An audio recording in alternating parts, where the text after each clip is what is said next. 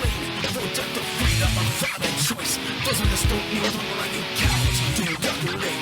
This world is wrong to be.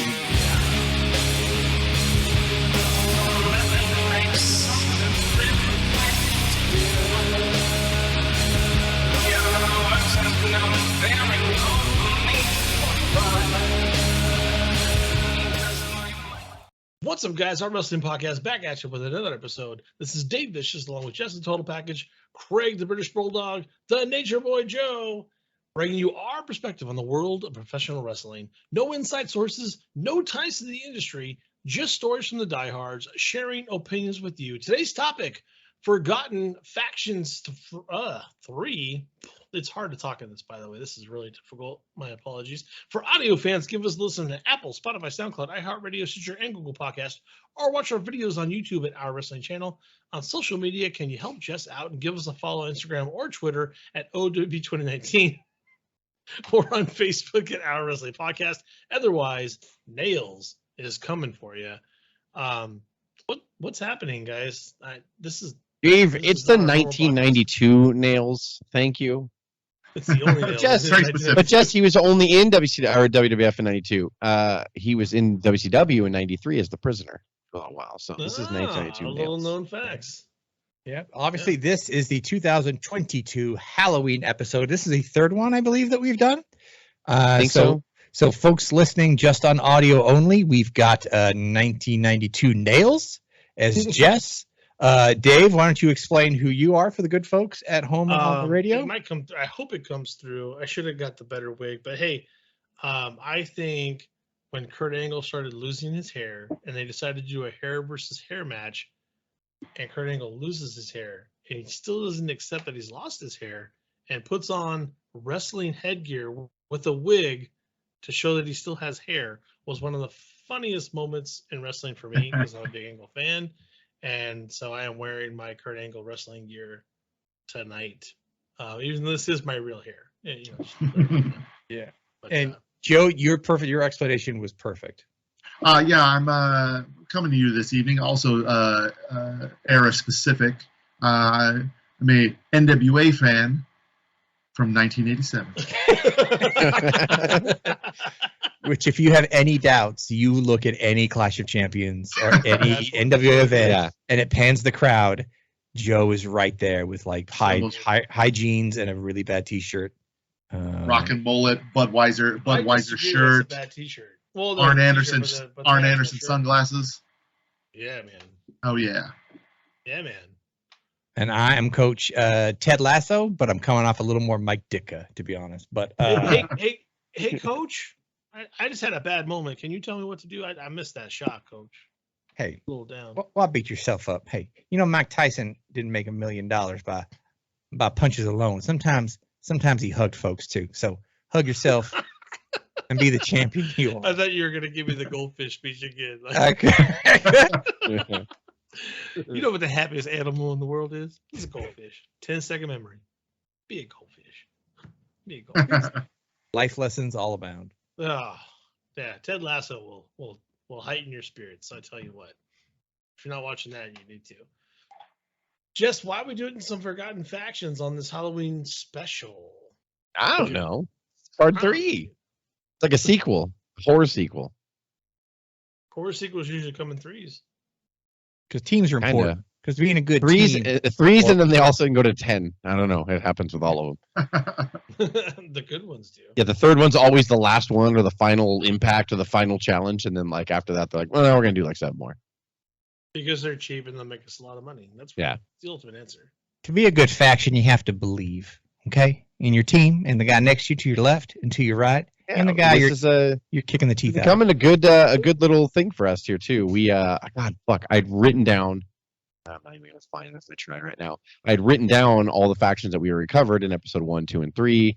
Some of those include Dangerous Alliance, Right to Censor, the York Foundation. So it's gonna be a combination of like cool factions that we forgot about, or just like factions that suck. But I mean, they're funny to mention. So it could be anything really. And by the way, we're seeing a ton of new factions come through in That's kind of what thought me. And AEW is very faction heavy, and now WWE is going to factions. So I figured it was very appropriate because there's factions all around. Yeah. Let's jump right in. Our first faction we're going to talk about is Aces and Eights. They were in TNA from 2012 to 2013, initially consisting of a group of masked wrestlers before their identities were revealed. It had the gimmick of an outlaw motorcycle club. Members of the stable rode motorcycles. They had the juice. They wore. What is it? Is that cut? Are you talking about cut jeans? What is that? I don't know. I consider deleting that because I didn't know what it is, so I can't make fun of you for not saying it, and it hurts me. And it's a cut. No, it's a cut. Like Sons of Anarchy was a cut. I didn't know. It was spelled, I didn't know it was spelled that way, but it's a cut. All right, there you go. When you get patched in. Enough knowledge on this podcast. That's why I left it in, like I was saying. And before you wear it, I have to pee on it, rub shit on. In. The name of the stable is referenced to the two-pair poker hand known as the Dead Man's Hand.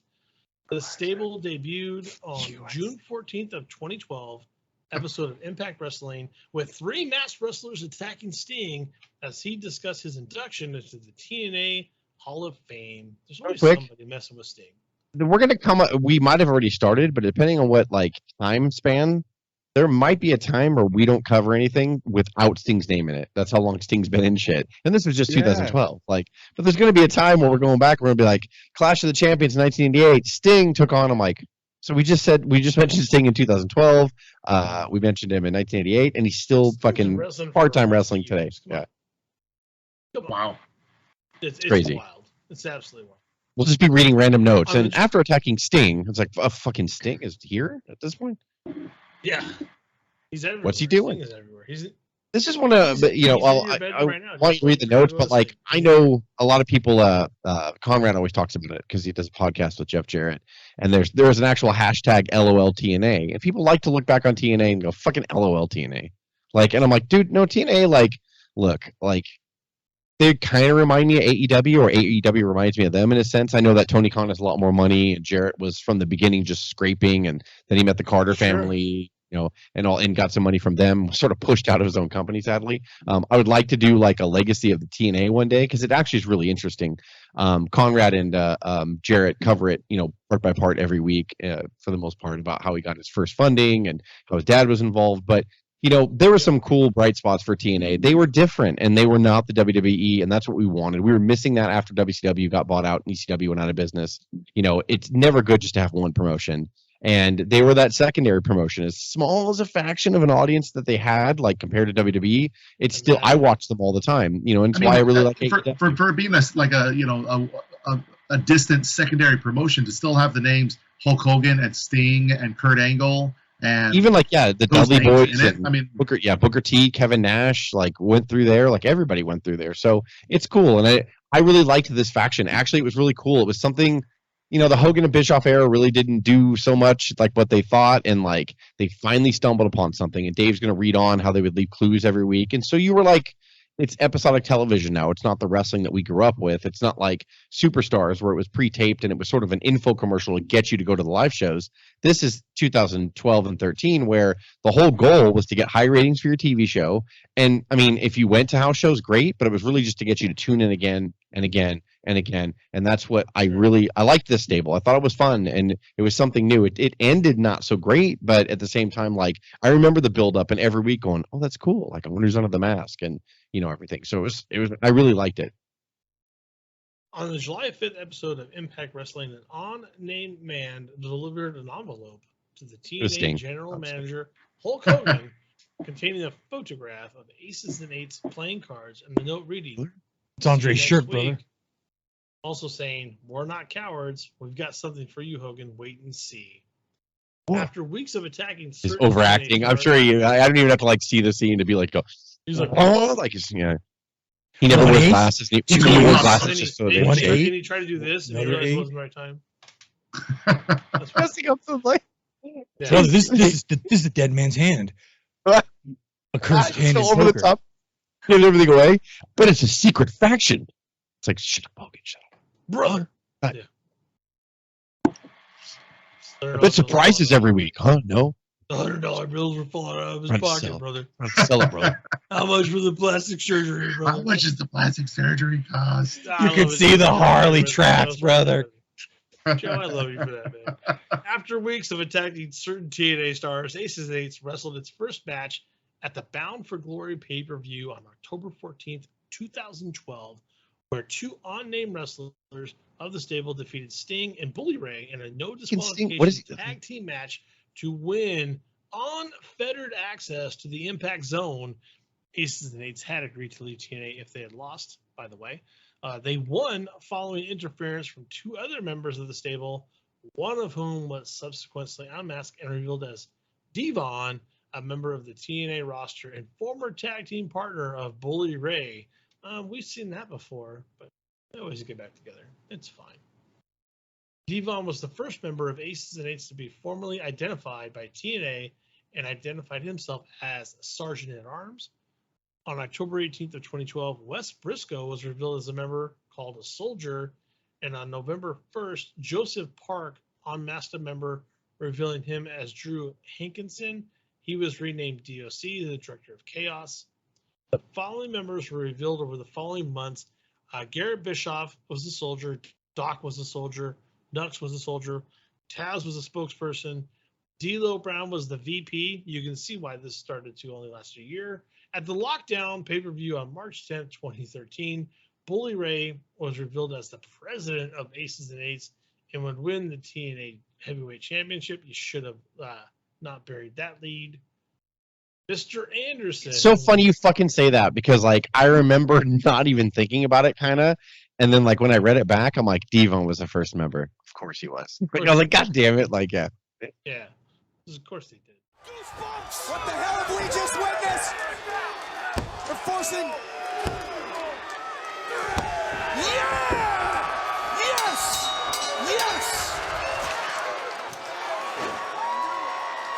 Look at the face of Hulk Hogan. He looks absolutely heartbroken. What the hell have we witnessed? New World Heavyweight Champion, Bully Ray! I'll tell you what you witnessed. Sickening is what it is. You witnessed disgusting BS. You witnessed history, my friends. Mr. Anderson was announced as the second VP of the group, replacing Devon after losing a loser leaves TNA match to the Main Event Mafia in a 10-man tag. Man, this is messy. There would be dissension between Anderson and Bully in late 2013. At Impact Wrestling Turning Point, Anderson defeated Ray in a no disqualification match. Due to the stipulations of that match, the stable was disbanded. The following week, a funeral segment for the group was hosted by Anderson. All right. God, it started out so promising, and then it just went, like, yeah, they just, because I guess if you don't have, like, and this had Bischoff written all over it, or at least helping the creative here, because it was kind of an NWO kind of thing, where it was like every week, let's see what you have to tune in to Nitro every week to see like what we're going to do. Yeah. So I appreciate that aspect of it. But yeah, if you're not going to have like a wrestler jump ship from WWE and come over here and him be the president of the company, I mean, look, I like the Bully Ray character, and when he separated from Devon and he became a singles wrestler, I liked the Bully Ray character. He was really just a bully, like, at first, and then, like, he started, the whole thing here. They even had a fucking wrestling wedding where he married Brooke Hogan, and he was supposed to be a face the whole time. So they did things to make it look like Bully was upset that Devon was part of the group, and Bully was a face and all that stuff. And of course, like, when he turned, it was like, well, of course, like, that was like the thing the whole time. So they tried. You got to give him a A for effort on this one. But yeah, and keep in mind, this is during the height of Sons of Anarchy. Do you know who I am?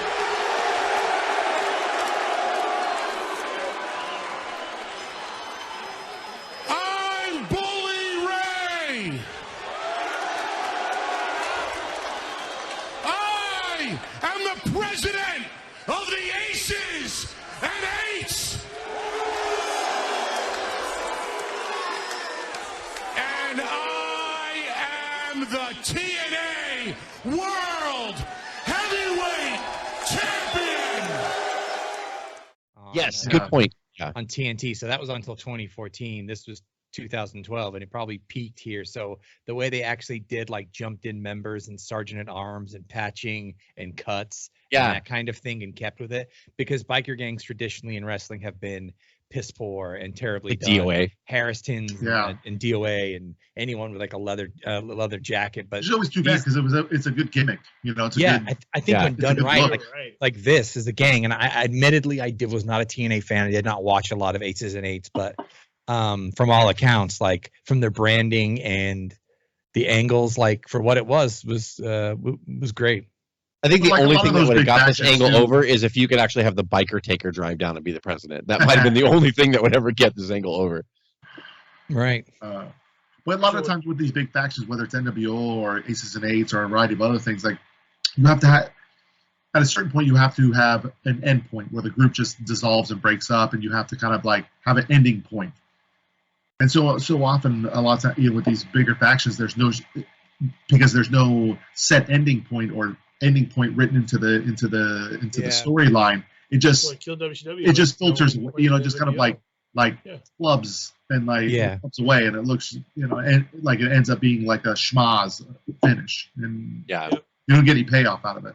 Yeah, and I think it's weird. I don't know. So I don't know, and maybe I don't think they've done an Aces and Eights on the 83 podcast yet to get Bischoff to talk about. I don't think they've done that yet. Maybe they have. Fuck, I don't remember. But if they did, I want to go back and listen to it, because it almost seems like the way this was written out. I mean, maybe they were doing a lot of it by the seat of their pants to see who got heat and what worked, which is fine. But I'm wondering if, like, and again, Bischoff to this day will be like, I wasn't in creative in TNA. I was like, totally, yeah, you never did any input, right? Like, nobody ever listened to you. Like, they just paid you a lot of money and you did nothing. Come on, Bischoff, like, stop it. Like, stop being afraid to say my shit sucked a lot, but I got some good things in there. But I'm thinking, like, the way the ending was written, I think with the Aces and Eight, they almost wrote it all the way through to end, because they felt, well, we never ended the NWO, and that was kind of the big mistake. But I guess if you never really can have a big reveal, and like Dave said, we all love D'Lo Brown, but if you take the mask off and, oh my God, this guy's going to be the vice president. Oh, D'Lo Brown is the vice president. I mean, how far are you going to leap up to make your president? I mean, yeah, Bully Ray is an upgrade, but at the same time, it's like, you know what I mean? Like, if the vice president was Bully Ray, then I'd be like, oh, who's the president? It's got to be bigger than that, right? Like, you know what I mean? Like, it'll be Sting. But yeah, like, but I mean, like, it's weird. It's like, yeah, when your vice president is fucking D'Lo Brown, and I love D'Lo, I'm just like, okay, how much higher can you go? Like, yeah, that's it. Yeah, the vice president's not going to be D'Lo Brown, and then the president's not going to be fucking Undertaker. Like, it's not going to happen that way. Like, it's not going to. There's not going to be that big of a leap. Let's jump to our next faction. We got it's Val Venus, huh? X Factor in WWF from 2001 to no further. It was less than a year. But X Factor was a professional wrestling stable in the World Wrestling Federation led by X-Pac that featured Justin Credible and Albert. Very promising in my mind. The faction was met with some success, X-Pac winning the WWF Light Heavyweight Championship twice, the WCW Cruiserweight Championship once, and Albert winning the WWF Intercontinental Championship at one time. That's Justin Credible's all, what about, where's my title? They're like, come on, man. I'm incredible. Do I have to pay for my own jeans? Formed on the February 12, 2001 episode of Raw is War when Justin Credible made his WWF debut, saving X-Pac from an attack by rival Chris Jericho. X-Pac and Credible formed a tag team, and soon afterward, Albert joined the faction as its enforcer. During the Alliance storyline, Credible would join the ECW faction and silently leave the group. And after losing their respective titles, X-Pac would be injured in October of 2001, and that group would split up. Honestly, very promising, but then other storylines overtook. Injuries happen. And by the way, I can't just give you all corn, like on one episode. I got to throw in an X Factor in there, right? I can't. Right. We want to have a part 4, 5, and 6 of Forgotten Faction, so I can't just throw the juice out there, big lump. Yeah.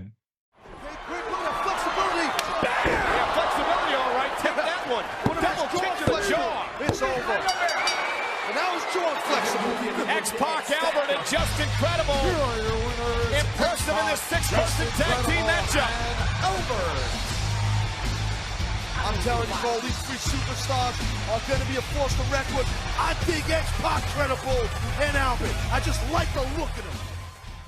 Yeah, no, it was. I mean, it was fun. It was never meant to be more than like a lower card lower card faction, but that's why I liked kind of like the York Foundation and like groups like X Factor and stuff like that. Like those kind of groups were fun. When Jess shared the music video, sorry, Joe, go ahead. Yeah, in the notes I sent the links. Different tiers of it, It's like for every 4 horsemen you have to have a varsity club. Well said. Yes, some wrestlers like what would Justin Credible have done in the Yeah. WWF if You he gotta didn't give get him put something in to do. effect. Nothing. Mhm. Like, Or you gotta, what would you do it's a way with to Joe it's a way to introduce them into still to get some traction or whatever. The Dungeon of Doom walked so the NWO could run. That's beautiful. Thank you. We should have ended the episode with that. That's good. That's brilliant. So Jess shared the YouTube, the Titantron for X Factor, and I played it and I kind of laughed, and it was very still Jim Johnson and very still X-Pac, and I was like, I don't remember this shit at all. Yeah, right. Yeah. But like, oh man, I had but to go watch it. Like I had to go watch a bunch of YouTube stuff today about X Factor, and like his big promo where he's like, "I used to be the 1, 2, 3 kid. How am I supposed to get any respect?" Yeah, blah blah blah. You know, and it's like, I mean, that's fair. These are legit arguments. Fair It's point, but you're still ended up being a pretty still solid promo. But oh, is that what it started with? He said he got no respect. yeah, it was basically it was a promo about when he started in '93. He was the 1, 2, 3 kid, and like he was beating these people, and he was like talented, and he wasn't making the money, he wasn't getting whatever, blah blah blah, because he was getting overlooked because he was a kid, and now he's back, and he's X-Pac, and you know. And he totally skipped over being a part of the NWO and DX, and then now he's an X Factor member. I was just going through that in my head. I was like, Yeah, wait he a second. jumped right over The timing. It's like, here's the story of my life, and nothing else matters. I was the 1, 2, 3 kid. I got no respect, yada yada yada, and now here I am in the X Factor. I'm like, totally. Then I just added those numbers up and became a different character, and left the founder. Actually, I felt like it was like one of those moments when I realized that 6 was just 1, 2, 3 added up. It was like one of those. I was 0 days old, or 0. I was 0 when I found this out. I was today years old. I was today years old when I found this out. I'm like, I think I need to do an episode. I on, never like, see that. most. I've been thinking about doing an episode on like most clever nicknames or whatever, and really, that might be the most intricate one because I've heard 2 parts. I've heard that where you add up 3, 2, 1, and it's 6. But he was also the 6th member of the NWO, so he's 6. And I was like, "Fuck!" Like that's blowing my mind right now. Like, and so I don't think anyone's ever revealed like guess who put what that it was. together, both those things. It was Razor. He's like, "Yo, do the math, bro," and he's like, Do "Oh, the fuck. math. It is." And you're the 6th member. Oh, wow, yeah. 3, 4, 5. 1, 2, 3, 4, 5, Page 6, is talking 6. like Robo. So Hogan's like, So what's up, Paul? Can you help me? He's like, Let's go. "Listen, May." He's like, "Why are you talking like Razor backstage?" He's like, "I don't know, May. Why Scott. don't you listen?" No, Yeah, just, fucking do you want to stop go out doing to that eat? accent. Are you hungry, Scott? No, man, I'm famished, man. Scott, I do you- just had some frijoles. It's like, no, what are you no, doing? Scott, you don't even. What do you stop? You're from Stop. Minnesota, dude. Yeah, Very true. why are you talking like that? Just Where do you wanna- us. Scott, where do you want to eat? Oh. Let's find a taquiera. Here, let's find a. This- I would even take a Taco Bell, man. Worst accent Scott, ever. Steady's okay. Scott really had the worst thing. accent ever. Y'all know. I've heard of method acting, but come on, man, stop. Not even. Not even. Get His Nash, method can you help acting- me out? And Nash comes in, he's all, Well, he's like, fucking, never mind. Like, I'm gonna go eat by myself. Yeah, I Jesus. need to use the baño. You hold my chains. Something happened to these chains. Something bro. gonna happen to you. Scott, It's getting. go take a shit, Speaking Scott. of which, the Filthy Animals, WCW from 1999 to 2001. This has a little bit of meat on it. This was The plan fun. for the stable This was to be was good. WCW's version of the World Wrestling Federation's D Generation X. Well, except when I read that sentence, I'm like, they probably shouldn't have led with that. Yeah. I mean, they tried, right? It didn't work Yeah. out. Instead of the villains or heroes, the heels or faces, they were like those tweeners, the in between. They pulled pranks and hijinks on both villains and fan favorites alike. During a promo on the May 27, 1999 edition of Thunder, Conan specifically, you had to squeeze Conan in here, didn't you? Nosotros somos vatos locos forever. There it is. Billy Kidman and Kevin Nash for watching his back, mentioning that some people thought the young WCW stars weren't good enough. Conan stated they were filthy animals and were out for new and old blood. The Filthy Animals Old were blood. officially named so on August 16th, 1999 edition of WCW Monday Nitro, as Mean Gene Okerlund interviewed Billy Kidman in the ring, with Mean Kidman Gene. stating a new. What are you trying to tell me? Are you telling me you guys are filthy animals? Yeah. Oh, I Kidman, get Rey Mysterio I can see it in my Eddie head. Guerrero and Conan were just a bunch of filthy animals who hung out both on and off the You camera. guys- You remind me of filthy animals. Yep. Eddie And that's what we'll be invented called, some of Gene, his going more forward. Memorable shtick while with the filthy animals, including his famous fake chair knockout. He would knock his opponent out with a chair while the referee was distracted, then drape the chair on their unconscious body, pretending to be knocked out himself, usually with the referee turning around just in time to see his opponent waking up, wondering why they were holding a chair and getting disqualified. I forgot that he actually did the fake chair thing in WCW before WWF. Yeah. Yeah. The big one you remember is against Angle. It's always such a good idea. Angle's the shoe. God damn it. Yeah. And this Actually, and sadly enough, actually, he used that very angle or the fake chair thing in his very last televised match ever against Mr. Oh, Anderson. no way. Yeah. We're going to show you what bad's all about. Because it's time for the filthy animals. No respect, no remorse. Frankly, we just don't give them. Watch it, Billy. This is family hour, man. Show a little respect, you filthy animal. Anyway, what Kidman was trying to say is that just please give us a chance. Because if the opportunity is given to us, we are just gonna hump you like the dogs that we are. Or he's Mr. Kennedy at the time, excuse me. They would ultimately disband after Eddie left for the WWF in early 2000, in addition to Why? WCW going out of business in early 2000. Why? That's not a good reason. Went out of business? Into No, fashion? yeah, What, keep you- it going. The company ended? Good. What's What are the you doing? problem? I don't understand. Aces you and mean- eights- You just won't commit, bro. You mean they sold 100 tickets to a 2,000 seat arenas towards the end and couldn't? they were just like DX, right?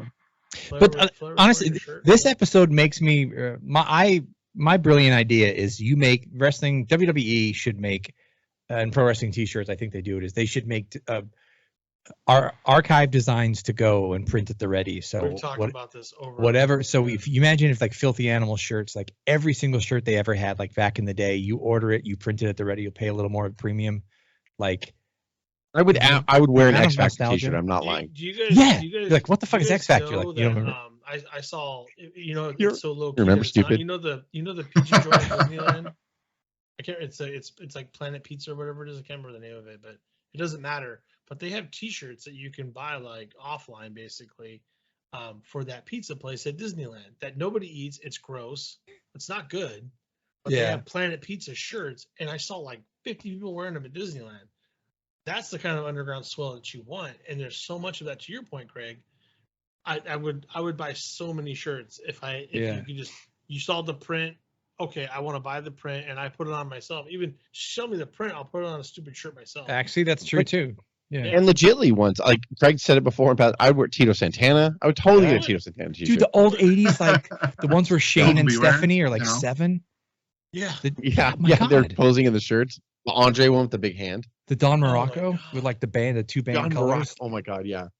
Who wouldn't wear a Rick Martel shirt? Come on. Dude, they just NWA like old horsemen like Yeah. my Yeah, God. like where it was just the generic like N dot W dot A Yeah. dot Yeah. like Yeah. like a cream colored shirt with purple writing, and you're like, okay, yeah, I want that. I really do Okay. feel like people are like there's someone over there that's missing out. You don't have to like make the shirt. You just have to have the print and have someone do the shirt, like, or just sell the print. If you sell the print, then you'd be fine. But I don't know. I agree with you, Craig. There's so much there. It's just it seems like you just want to have something pre-made because it's cheaper. That's really the problem. Because I like having, what Craig said too. Yeah, you pay an extra $10. Who cares? I'll do it.